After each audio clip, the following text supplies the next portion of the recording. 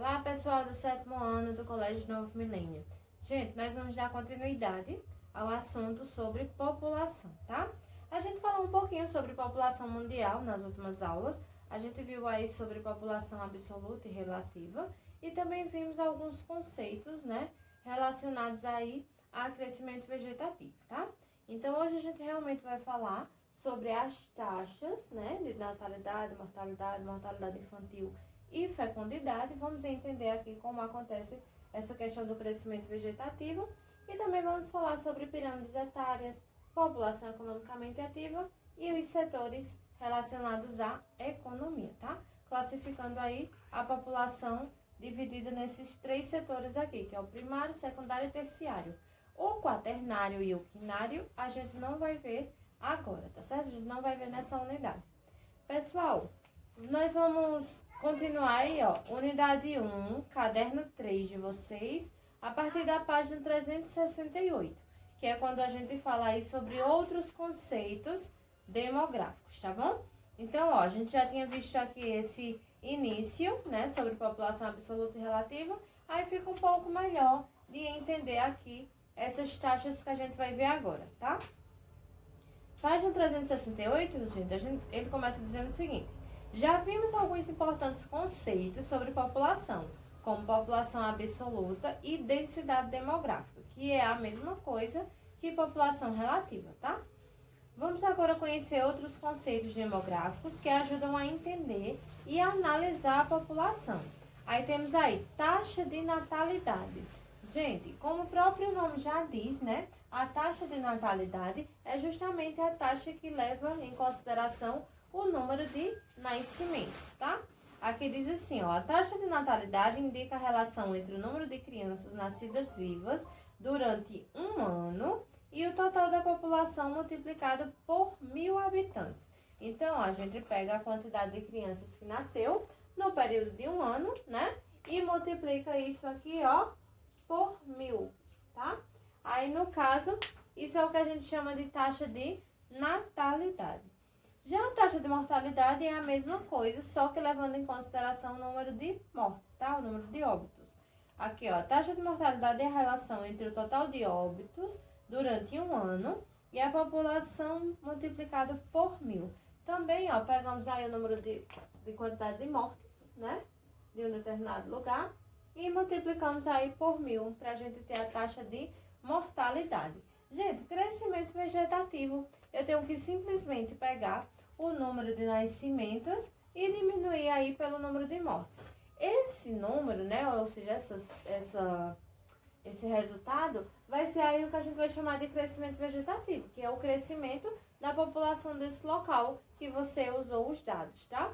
Pode ser uma cidade, um estado, um país, uma região, um continente, então isso aí a gente chama de crescimento vegetativo. Também podemos chamar o crescimento vegetativo de crescimento natural. O crescimento natural é simplesmente o crescimento da população, tá? Aí, no caso, geralmente, quando o número de nascimentos é maior que o número de mortes, esse crescimento vegetativo a gente diz que é positivo. E quando o número de mortes é maior, que raramente acontece, a gente diz que o número esse crescimento é vegetativo. Quando o número de mortes é maior que o de nascimentos, tá certo? Aqui, gente, ó, vamos ter aí o conceito de crescimento vegetativo. Diz assim: o crescimento vegetativo ou crescimento natural é expresso pela taxa de crescimento em que a subtração da taxa de natalidade pela taxa de mortalidade. Então, pegou essa taxa aqui, diminuiu por essa, temos aí o resultado que é o crescimento vegetativo. Gente, aí na página 368 de vocês, a gente tem essa imagem, né? Mostrando aí, ó, o aumento da população idosa indica uma melhora na expectativa de vida, que é o conceito que a gente vai ver agora, ó. Aqui no livro de vocês diz assim: a expectativa de vida ou a esperança de vida ao nascer é um indicador que avalia a média de anos que uma pessoa pode esperar viver em uma população. Então, por exemplo, a gente pega, né, a média de anos que aquela população ela vive e temos aí o que a gente chama de expectativa de vida. Quando a expectativa de vida de um país, por exemplo, é 82 anos, 83 anos, não significa que todo mundo vai morrer próximo a essa idade, realmente, nem significa também que só pode viver até essa idade, tá? Isso é uma média, gente. Claro que locais onde a gente tem uma taxa de expectativa de vida de 82 anos, a gente vai ter pessoas centenárias, né? Pessoas que passaram aí dos 100 anos. A gente também tem pessoas aí que morrem antes, né? De chegar aí nem próximo a essa idade, tá certo? Então, é somente uma média aí de quanto mais ou menos a população daquele local pode viver.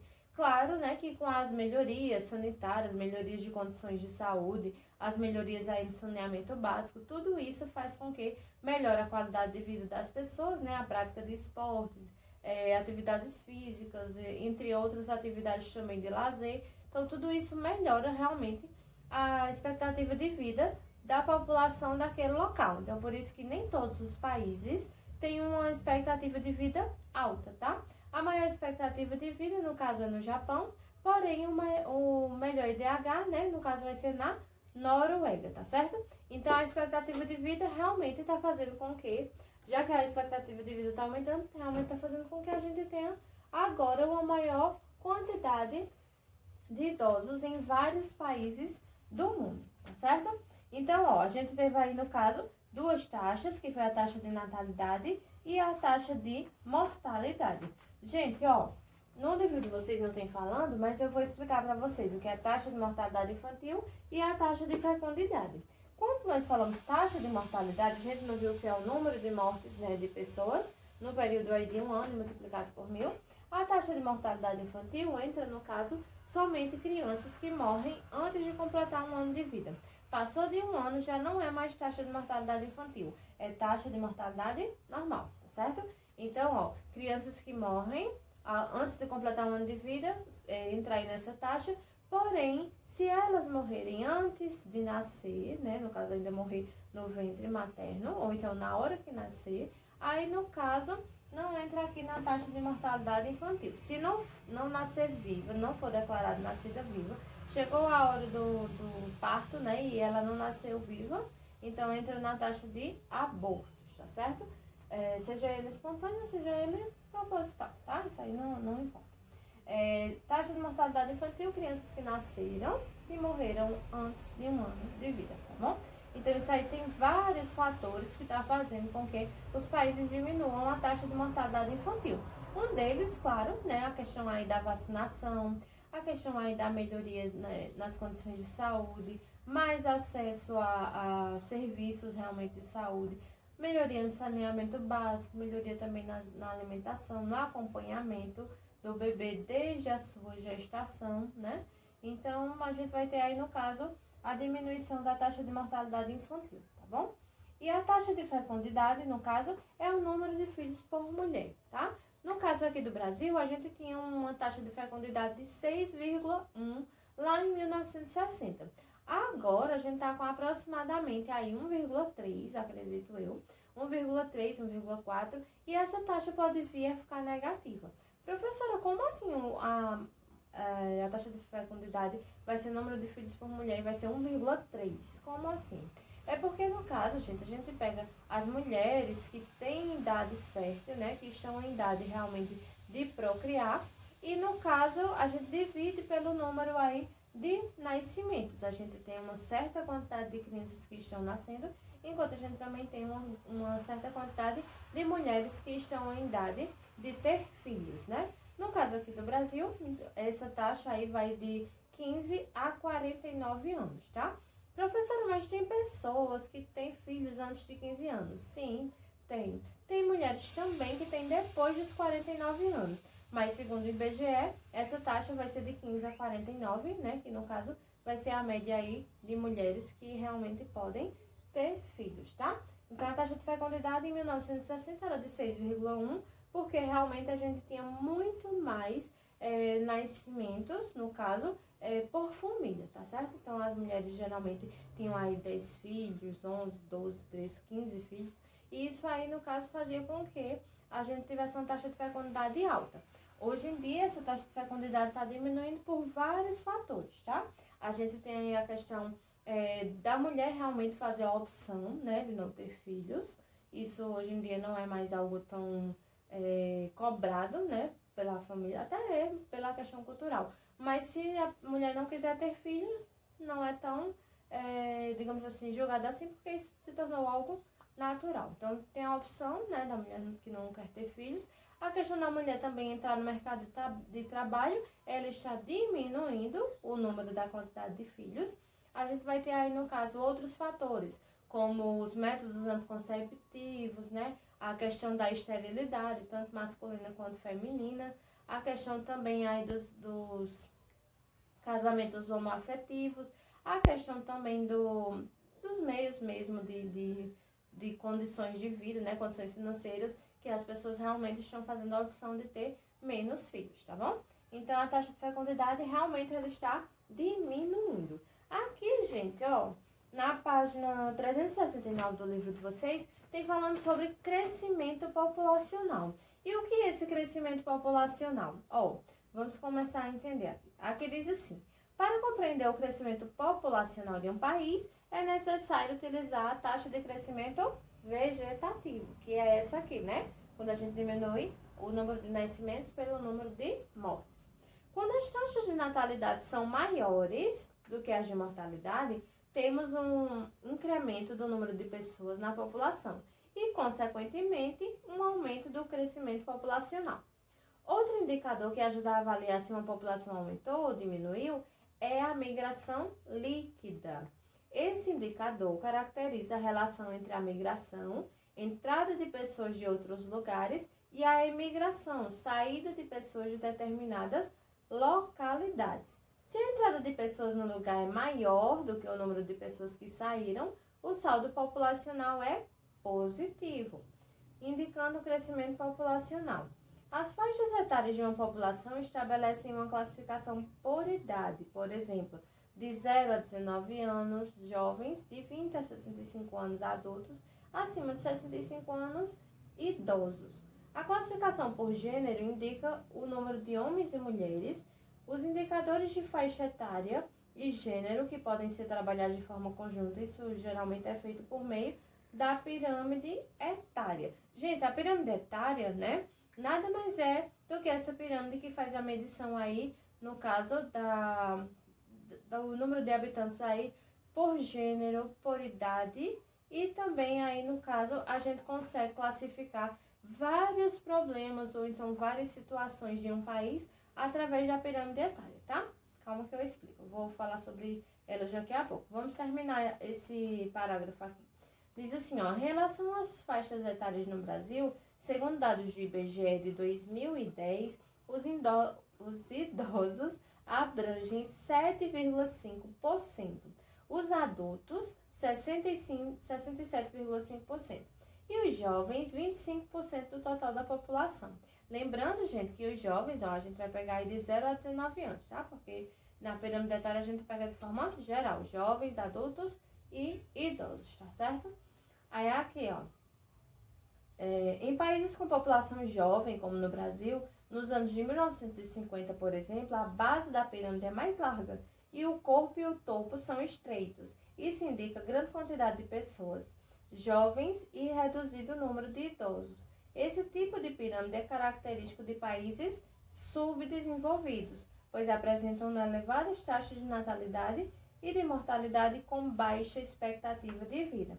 Aí temos aí, ó, a pirâmide de 1950 é típica de um país jovem, a de 2010 mostra uma transição e a terceira uma projeção para o ano de 2050, indicando uma estrutura etária típica de país maduro. Gente, preste atenção. Então, ó, nós vamos ter diversos tipos de pirâmides etárias. A pirâmide tradicional, ela é mais ou menos feita desta forma aqui, tá? A gente divide aí, no caso, sempre nessa mesma padronagem, ok? Sempre o lado esquerdo vai ser o lado dos homens, né? E sempre grafado da cor azul. As mulheres sempre vão ficar aqui do lado direito, sempre grafado nas cores vermelho ou rosa, tá? Aí a pirâmide etária, olha, vai ser dividida aí, como vocês já viram, por gênero, né? Masculino e feminino. A gente vai dividir ela aqui, ó, em 3 partes, né? Crianças e jovens, tá? Os adultos e os idosos, tá certo?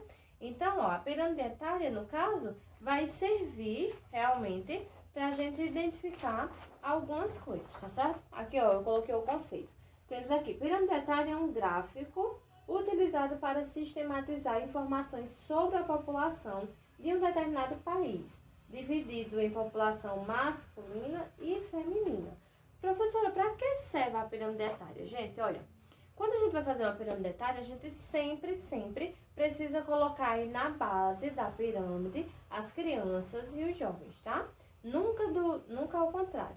Aí sempre nessa parte intermediária a gente vai ter aí adultos e na parte do topo a gente sempre vai ter jovens, aliás, idosos. Então aí, ó, jovens, adultos e idosos.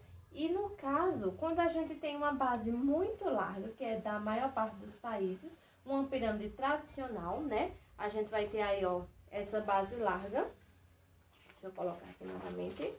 Então, ó, quando tem essa base larga, significa que essa população, ela vai ser jovem, tá? No caso, esse país aqui, a gente vai identificar como um país jovem. Por quê? Porque tem uma base bem larga, ou seja, tem maior número de crianças e jovens e tem um menor número de idosos, já que o topo é estreito. Isso significa que o governo precisa investir mais em saúde e educação, né? Já que a gente tem um maior número de crianças e que essas crianças precisam ser preparadas, né, para o futuro, para trabalhar, para realmente contribuir aí com a economia e com o desenvolvimento do país, tá?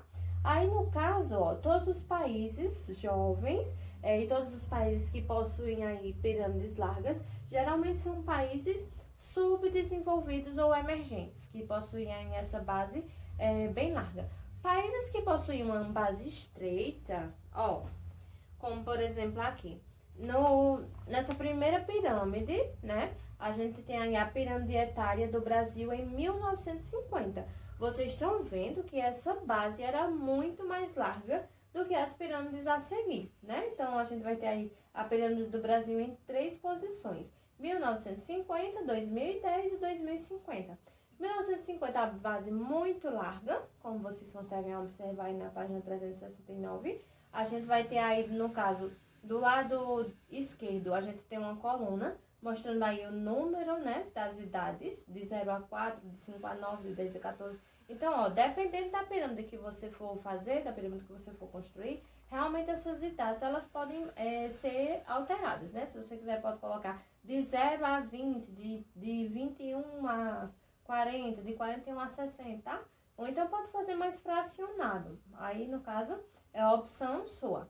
Mas a gente não pode mudar essa padronagem, tá? Homens do lado esquerdo, mulheres do lado direito, homens de azul, mulheres de vermelho. Outra coisa que a gente vai ter aqui, ó, é a porcentagem, né? Nessa linha aí, horizontal abaixo da pirâmide. No caso, é mostrando a porcentagem da quantidade de homens, da quantidade de mulheres que a gente possui em cada idade. Então, ó, nessa pirâmide etária de 1950, tinha uma base bem larga, significava que a gente tinha um maior número de crianças e o número de idosos, ó, praticamente inexistente, aí passando dos 80 anos. Lembrando, ó, que a última idade sempre vai ficar um sinalzinho de mais. A gente não pode definir até onde vai a idade de uma pirâmide, tá? Porque a gente não pode definir até quando uma pessoa pode viver, né? Então, a gente pode colocar aí 60 anos, ou mais 70 anos, ou mais 80 anos, ou mais 90 anos, ou mais, dependendo da quantidade que você quiser realmente colocar aí na sua coluna do lado esquerdo, tá? Da pirâmide.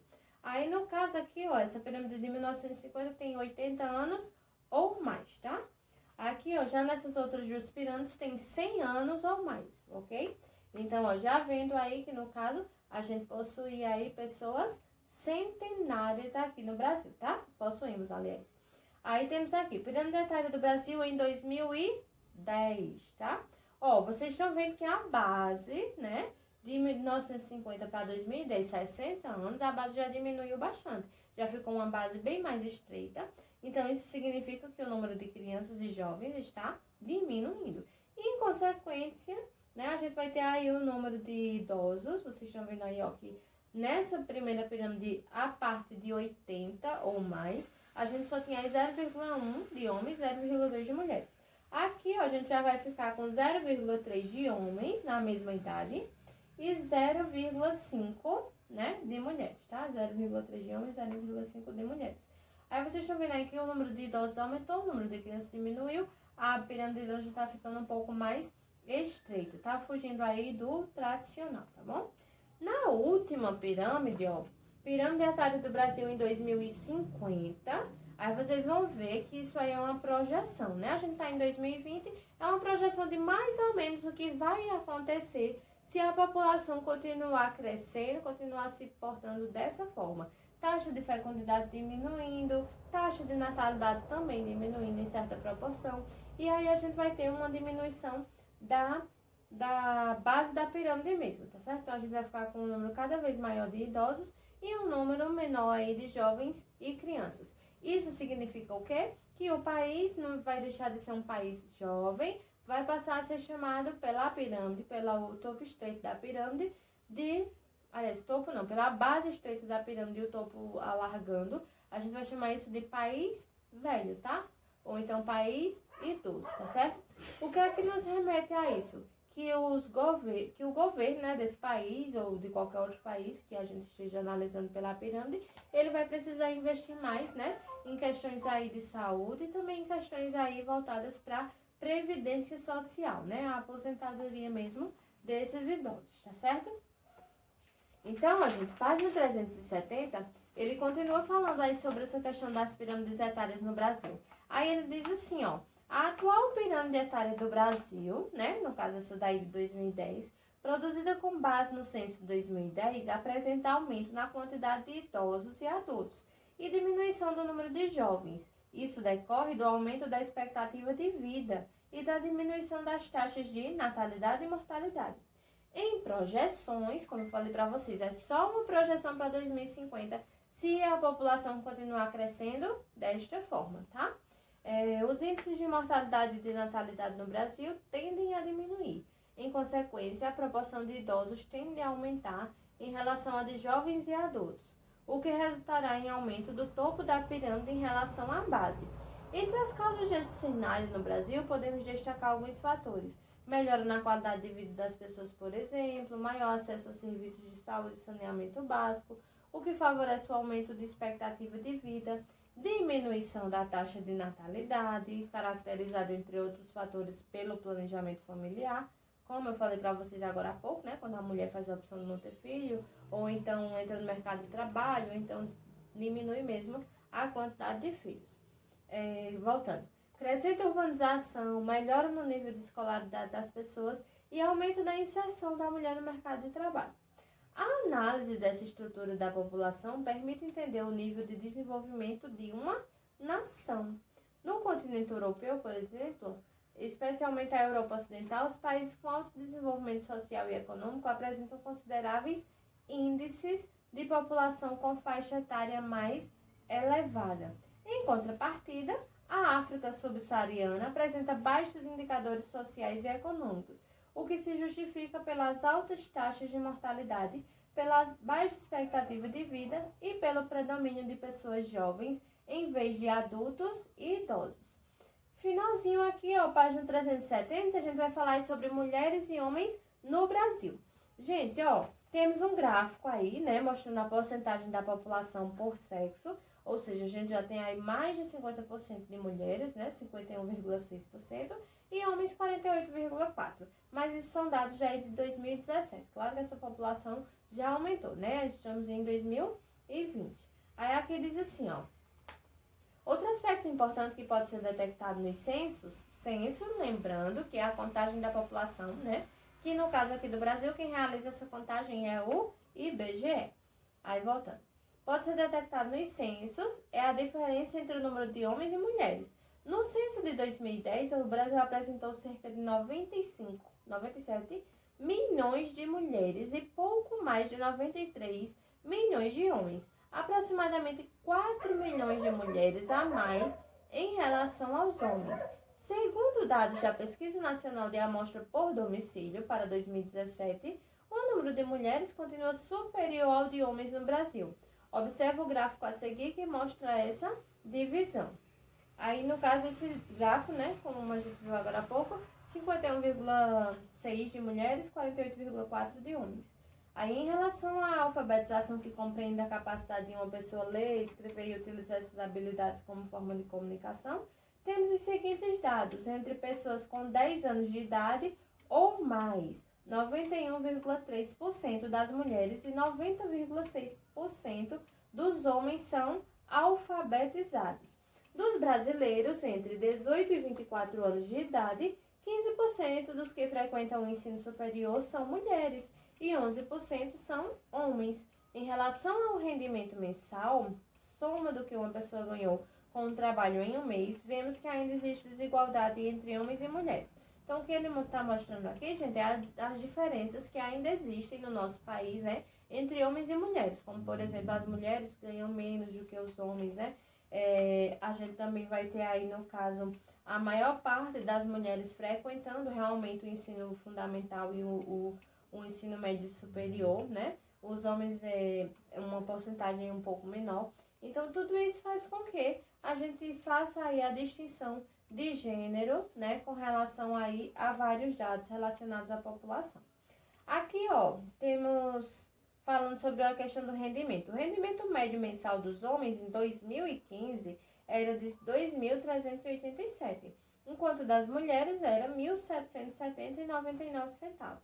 Essa diferença de rendimento revela algo importante a avaliar: a discriminação e o preconceito em relação às mulheres. Aqui, ó, as mulheres recebem salário em média 70% menores do que o dos homens, mesmo quando tem nível de escolaridade superior. Nas empresas, as mulheres ocupam apenas 18% dos cargos de chefia, como gerência, diretoria e presidência. Aí temos um gráfico aí, mostrando a desigualdade salarial por sexo. Isso também são dados aí de 2017, tá? E a fonte, no caso, é o IBGE. Temos aí, ó, mulheres e homens, né?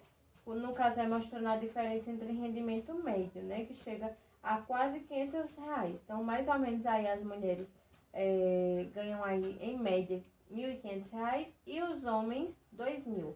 E a média nacional, que no caso pega aí a média de homens e mulheres, dá aí 1.750, mais ou menos a média, tá? Aí aqui, ó, o gráfico anterior mostra que havia uma desigualdade considerável entre os rendimentos de homens e mulheres em 2017. A média nacional de trabalho era de aproximadamente 1.808, mas a média dos salários dos homens ficava em torno de R$2.012. O das mulheres ficava em torno de R$1.522. Observamos então que o salário médio feminino era em torno de R$500 a menos que o dos homens, tá bom? Aí aqui, ó, vamos ter, mesmo com duas imagens, né? Aí na legenda diz, mesmo com média de escolaridade maior que a dos homens, as mulheres ainda recebem salário mais baixo e a porcentagem de ocupação de cargos de chefia é menor. E aqui na próxima imagem temos aí representação da população economicamente ativa, que é o que a gente vai ver no próximo vídeo, né? A gente vai falar de população economicamente ativa e também desses setores aqui, o primário, o secundário e o terciário relacionado à população, tá? Então, eu vou mandar aí no próximo vídeo falando sobre esses dois assuntos.